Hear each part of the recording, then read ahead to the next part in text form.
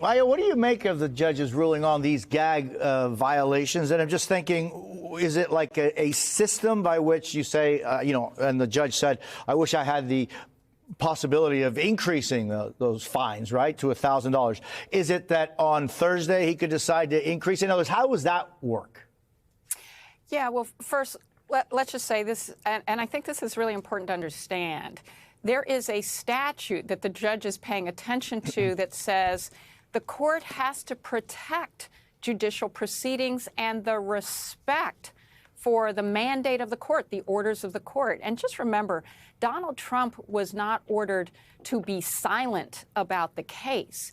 He was only ordered to not speak about witnesses, jurors, court personnel, or their families. In other words, the very things that Donald Trump has then run out and done in other cases, but also has done repeatedly in this case. So essentially what we're seeing here is the judge saying, I'm going to take the reasonable step of fining you the maximum that I am allowed, which is $1,000 per instance that you violated my order. And remember, he did, I think, 9 out of 10, so he didn't find all of them in contempt. But the point in the message he's sending is, look, don't keep doing this. And if I could, I would charge more. I would fine you more. But the reason is because I am trying to tell you, give you all the disincentives to disrespecting this court and disrespecting the process, disrespecting the orders, in order to say, get in line and just do what's right here. So what he's also saying is, but I've got more I can do, and I will if you make me. And it's that simple, because he can keep fining him $1,000 each time he does it. But his point, I think, is pretty clear, which is Donald Trump is a wealthy man. And so $9,000 may not be disincentive to someone who has all the money that Donald Trump tells us all the time that he has.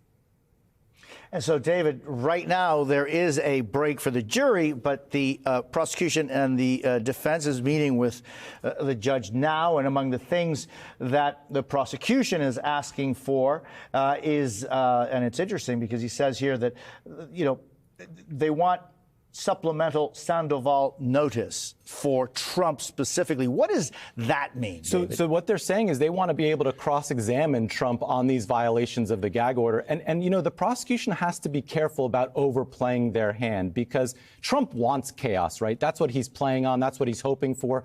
The $9,000, as Maya said, that's not even a slap on the wrist. It's more like a pat on the back. And he's going to keep violating. He's going to keep doing it. But what the prosecutor's saying now is we want to be able to cross-examine him on this. And this is what led to problems in the Harvey Weinstein case that led to a reversal last week. So the prosecution has to be really careful about overplaying its hand and saying we want to use all of this stuff for cross-examination to show the jury. And I'm sure Trump's loving it. But if you cross-examine Trump, that means that he would have to agree to be a witness on this. Correct. And so what the prosecution's saying is if he is a witness, we want the ability to cross-examine.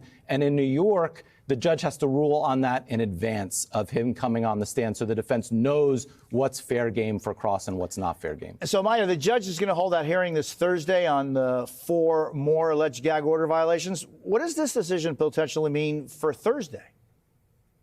Well, I think it just means that we're going to find out if there's more fines, or if the judge is going to feel it necessary to take a more extreme step and find some way to sanction Donald Trump that either has him sitting in the back of the courtroom, not the front.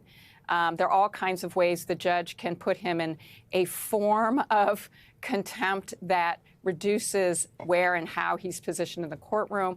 But I think, and equally importantly, and to David's point, look, part of what the prosecution may be doing here is saying, we actually want to make sure you keep talking out here. We're actually going to be able to cross-examine you if you take the stand on things you're saying that go directly to the facts that need to be established in this case, like the fact that he's out here saying, hey, it was just a business transaction. It wasn't mine, and I didn't have anything done. Michael Cohen just did some things. He does a lot of things for other people. That actually goes straight to Donald Trump's intent and what he did and did not do. And I would say that would be an overstep in that instance. At the same time, I think it's also a warning to Donald Trump. You do have other reasons why you might want to be careful about what you say. And David, I know that you know a lot of the people that are involved in this trial, as well as the other trials upcoming for the former president. Blanche specifically, he is right now there fighting in this whole issue. How would you describe that legal team that the former president has in this case? You know, Todd's a great guy. He's a friend. He's doing everything he can. I saw that there were leaks this weekend about, Trump being unhappy. And, it reminds me of the story with Blanche. And it reminds me of the story of the scorpion and the frog, right? The scorpion asked the frog for a ride across the lake.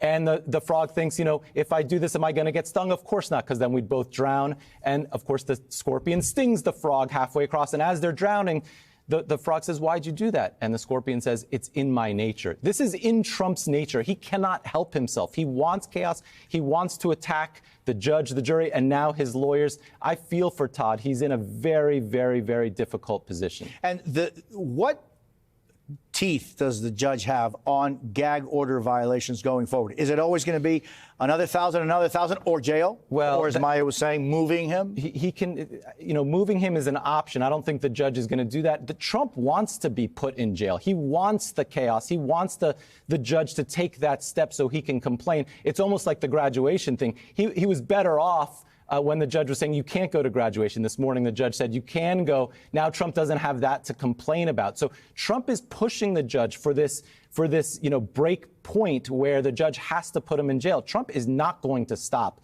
based on a couple $1,000s. I will guarantee you that.